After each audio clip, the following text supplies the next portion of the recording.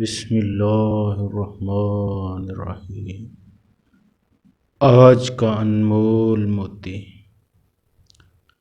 خوشگوار ازدواجی زندگی۔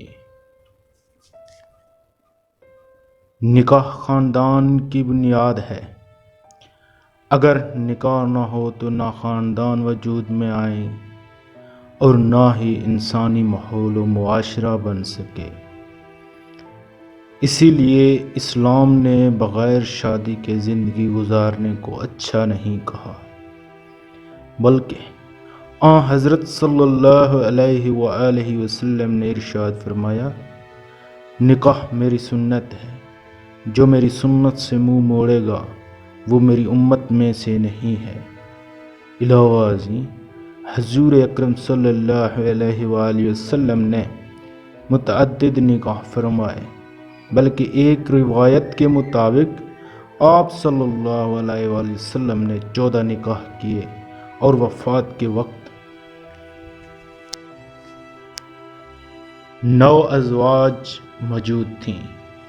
اسلام نے نہ صرف یہ کہ نکاح کی ترغیب دی ہے، بلکہ نکاح کے بعد ازدواجی زندگی کو خوشگوار بنانے کا حکم دیا ہے اور اس کے اصول اور طریقے بھی بتائے ہیں۔